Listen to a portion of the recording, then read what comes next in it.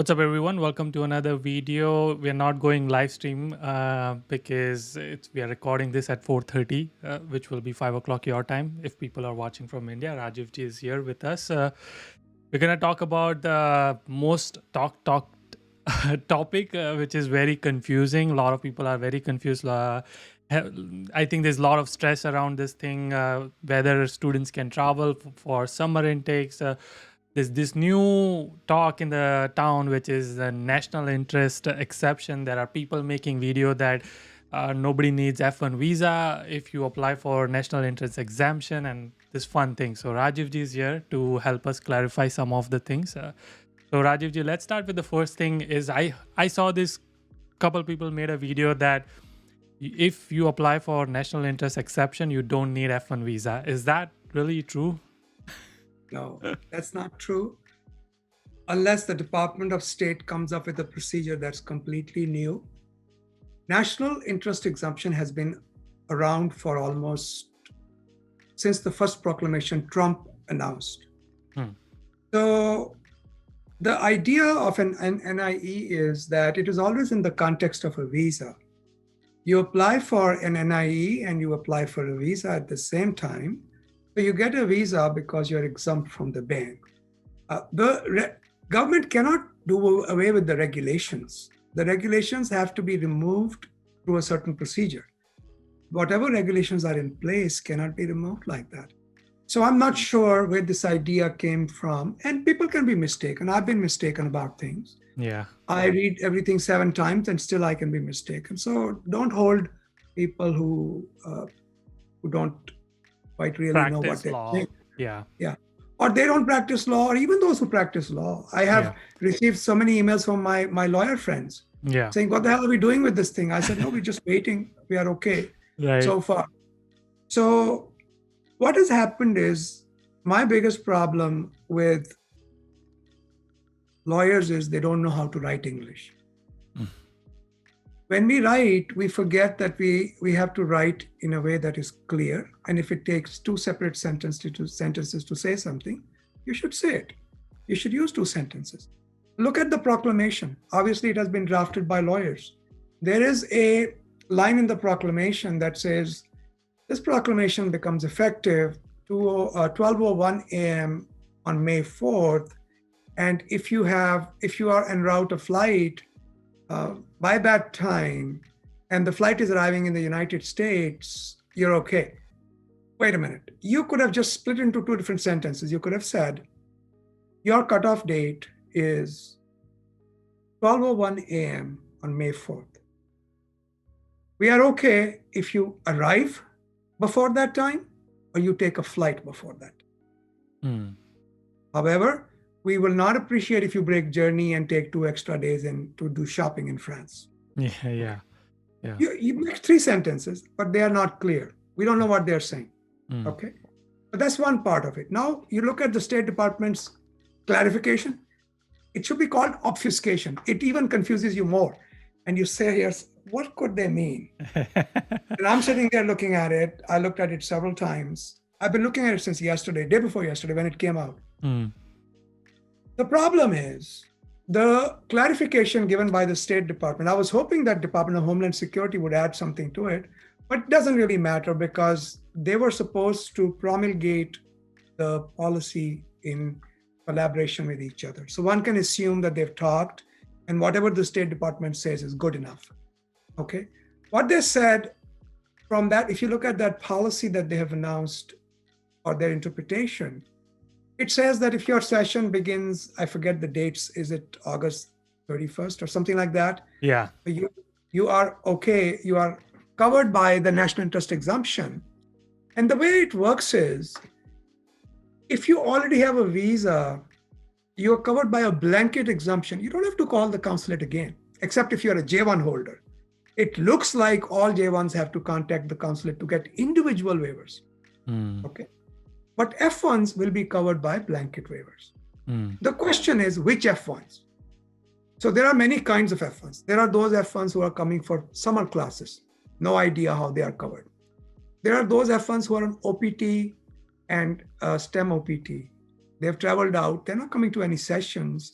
They are students. They are F1. Nobody can dispute that. In fact, there were 3 lawsuits in DC arguing about who is a student and who's not a student. Yeah. Because they were trying to scratch the EAD program for STEM EAD as well as OPT. So the point is, we just don't know whether STEM OPTs are covered, whether OPTs are covered, whether CPTs are covered. How are we dealing with ongoing students who've just left for a few days? Yeah. Are they supposed to wait till July, 30 days before August? I think this will become clearer because the universities have been sending letters. I know that. One of the students, and thank you for that, she sent me a link to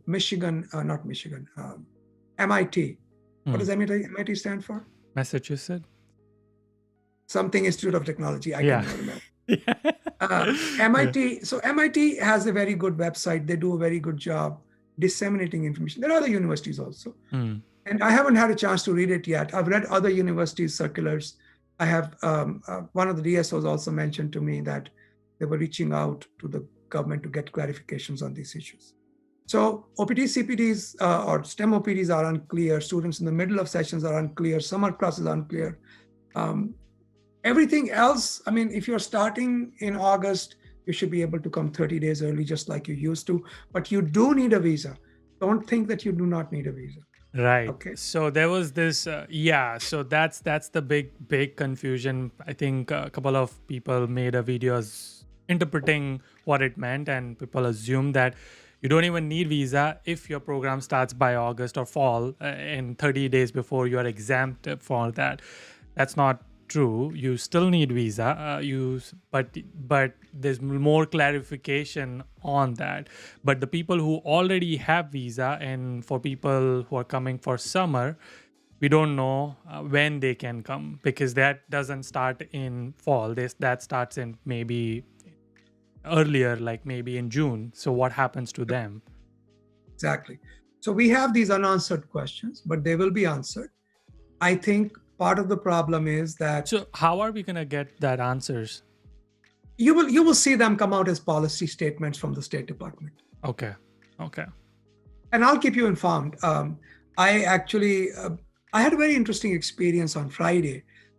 I went to a Toastmasters meeting in New Delhi. You did say that in our Sunday meeting. Yeah. And one of the things that I realized was that the confusion about COVID, what the health system was doing, is rampant everywhere. Even in India, they don't know what is going on with the COVID situation. It's not under control. So obviously, the government in USA doesn't want to take a chance. When people tell me, well, how long do we have to wait? How long is this going to last? And the answer is, ask COVID, don't ask me, because nobody can give you that prediction. Right. And when you are getting double mutations and triple mutations, of course, we need to protect people in the United States as well. So we don't know how long it's going to be. Sit tight, hunker down. You're allowed to take classes online, make the best use of that. Even if you don't have a visa, if you can start taking classes, I think it's a good thing, because it shows that you are a genuine student. Really, the thing that I find the consulates look for, that's my opinion. Of course, there is that plain old idea of just random decision-making about giving a visa or not giving a visa. But a person who is a serious student, is going to a good school, has a much better chance than a person who's not serious about education. Yeah. So make do with what you've got. You can, of course, ask me. I'm answering anywhere between 100 and 200 questions a day. I do my best. And also tolerating me.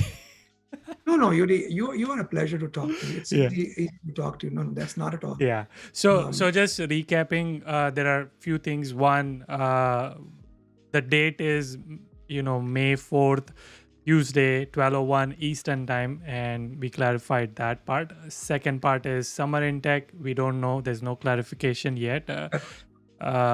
For people who already have their visa approved and planning to come for August, they can apply for. How do they apply for national? They don't need to do anything. They don't need to do. They can just come. Yeah, because if you're coming for the August session and you have a visa, you're automatically covered by the blanket national exemption. Okay. For people who are in the middle of sessions, they should carry some evidence. It's not required, but I'm recommending it. Carry some evidence that you're attending classes. A letter from your DSO should be enough, and they're accepting electronic signatures. When you say middle, as in like they just went for summer break or something like that? Yeah, eventually. I don't know how they are going to deal with them, because one of the ways universities are interpreting it is that you can't come before July 17th, something like that. But that could hurt some other people. So I don't know how it's going to go. But the point is, just as a matter of common sense, carry with you evidence that you are carrying on a full load, course load. I know there are exemptions even from full course loads right now. But whatever you need to talk with your DSOs, they have to be on their toes. The DSOs are getting more information than anybody else right now. Yeah. And we don't know clarification on people who have completed their graduation, or they are on either OPT or they are on CPT and they went just to meet their parents, family. We don't know where they lie right now. Or they are planning to go. Some people are planning to go right now. And the point is, I personally feel you will be covered. Okay. But governments have surprised us before. One thing I feel very relieved by is that we have adults in charge.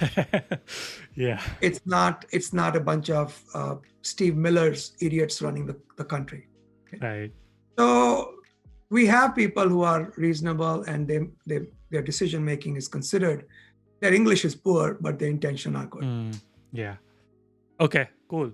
All right. So Rajiv ji and I will keep you posted. Of course, follow him on LinkedIn and Twitter. He keeps posting stuff over there if you want to be very active.